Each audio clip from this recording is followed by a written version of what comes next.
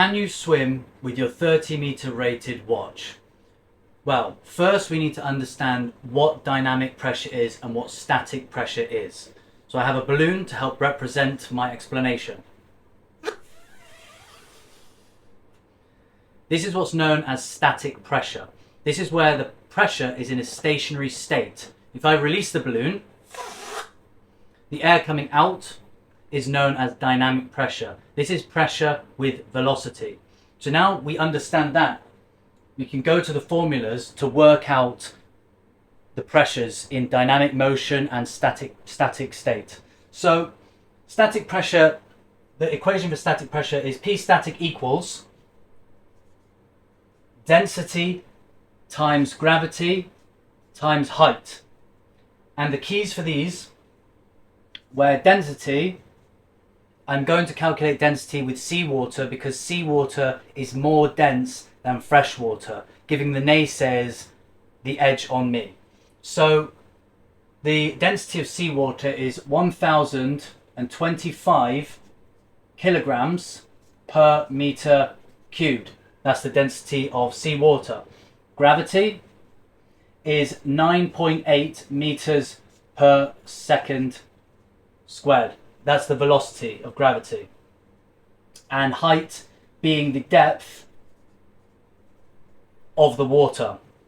So we have that equation. Now we need the equation for dynamic pressure. Dynamic pressure is worked out by P dynamic equaling 1/2 times density times velocity squared. That is our equation for working out the dynamic pressure. So total pressure is worked out by total pressure equaling the static pressure plus the dynamic pressure. That's how you get the total pressure.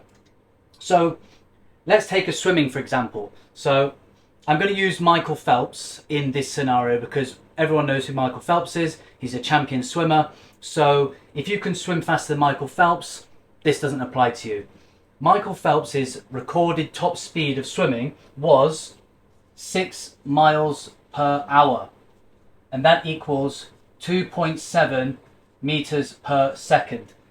That's how fast Michael Phelps can swim, okay? 6 miles an hour. So if we want to get the dynamic pressure of Michael Phelps's swimming, we need the P dynamic equaling 1/2 times, and we're going to say he's swimming in seawater just to make it more dense. So there's 1025 times by 2.7 squared, equaling 3,736 pascals, because this is the pressure in which this equation gives to you. If you want bar for this, you need to divide by 100,000, right? And that will give you 0.037 bar. Okay? Michael Phelps's swimming strokes, dynamic pressure gives 0.037 bar. And the static pressure we're going to say is 1 meter depth, because that's even being quite generous, because you need to have 1 meter long arms. As you're swimming through the water, the body of water above your watch would be 1 meter. Okay? So the static pressure is given by the density of the water times by gravity times by 1 meter, equaling 10,045 pascals. Divide that by 100,000, gives you 0.1 bar. Okay, that is the static pressure over your watch in 1 meter depth.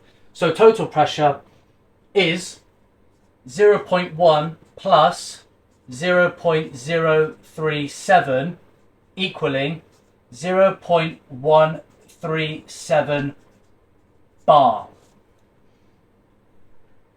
That is how much total pressure is exerted on the watch during a Michael Phelps swim. Nowhere near the 3 bar rating a 30-meter watch would withstand. So, let's move on.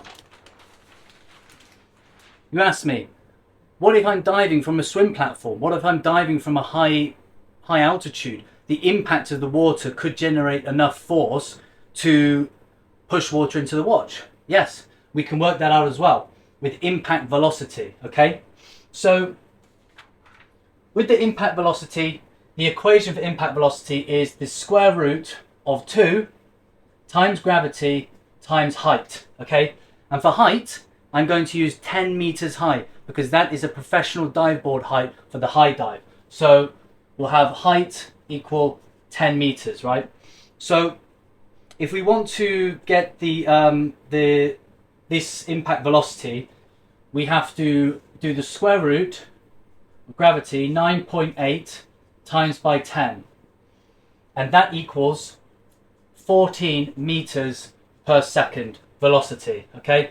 And 14 meters per second equals 31 miles per hour. That's quite fast to hit the water at 31 miles per hour. So with dynamic pressure on impact, that's what we want to work out. We want to work out how hard you're hitting the water. So to get the dynamic pressure, we need to go 1/2 times by the density, okay, times by velocity, right? Velocity squared, equaling 100,450 pascals, okay? We divide that by 100,000 and that equals 1 bar. 1 bar. From 10 meters high, diving into the water still only equals 1 bar. So what is the total pressure, you ask, you know? So if you're impacting the water, the moment you hit the water and go under, you've still got that static pressure. So let's work that out. We know static pressure from before.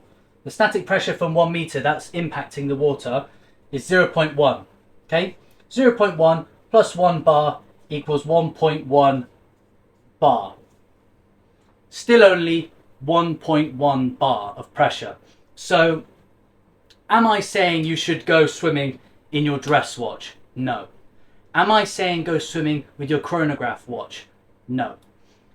These are just mathematical formulas to prove that if your watch is rated and tested to 30 meters water resistance, it will be fine.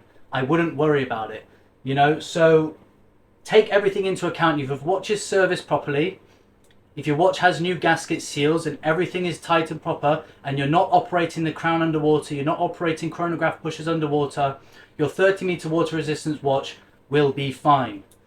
That being said, if you don't believe me, check the link down below. I'm going to link you to an excellent YouTube channel that has a video talking about all of this with practical case uses. Thank you for watching.